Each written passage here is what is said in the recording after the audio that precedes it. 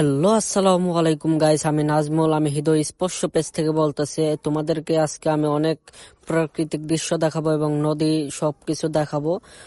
তোমরা প্রথমে আগে দেখো, এই যে লাউ লাউ ধরছে, কিন্তু অনেক সুন্দর গাছ এইগুলা, এবং গাছগুলা কিন্তু লাগানো হয়েছে একবারে নদীর পাশেই, তার জন্য কিন্তু অনেক সুন্দর লাউ ধরছে এবং পানি পায়, তার জন্য অনেক সুন্দর লাউ ধরে। জুম করে দেখাইলাম তোমাদের।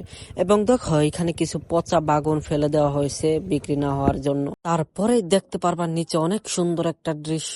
এখন নিচে যে তোমাদেরকে দেখাবো কত সুন্দর দৃশ্য।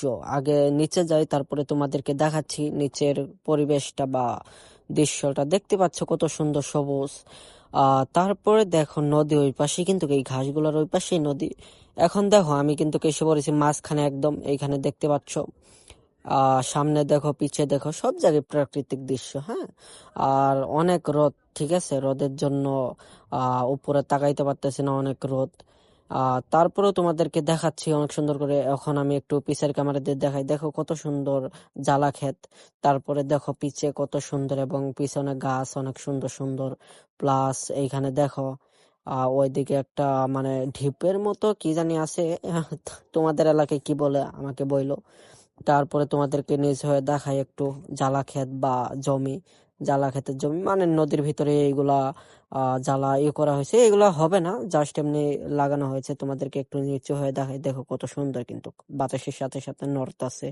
অনেক সুন্দর, অনেক অনেক অনেক সুন্দর, যা বলার মতো না। তোমাদেরকে আমি একটু প্রাকৃতিক ভয়েস শোনাই, ঠিক আছে, বা আওয়াজ শোনাই।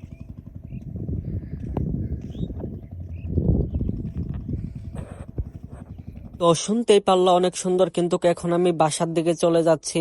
তারপরে দেখো এখানে কত সুন্দর। আমি এখন এই যে নিচ দিয়ে আমার যাইতে হবে, কারণ উপর দিয়ে ছাগল চড়াইতেছে, এবং উপর দিয়ে একটু কিরকম জানি, দেখতে পাচ্ছ রোদ, দেখছো রোদ মামা। এখন দেখো এই যে নিচ দিয়ে আমি বাসায় চলে যাব। প্লাস আর একটু সামনে গিয়ে দেখাই কি হয়, মানে ভিডিও করে নিয়ে যাই। দেখতে পাচ্ছ এই যে একটু একটু ঘাস। তোমাদের ওই দিক কি জানে বলে আমি জানি না, তোমরা একটু কমেন্ট করে আমারে জানিয়ে দিও।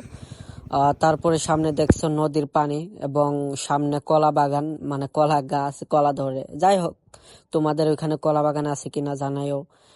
কলা বাগান একটু জুম করে দেখাইলাম, দেখতে পাইছো না কি জানি না। এবং সামনে একটা নৌকা আছে, দেখো তোমাদের জুম করে দেখেন। নৌকাটা কিন্তু ছোট, পানি উঠলে তারপরে নৌকাটা পানিতে তুলবে।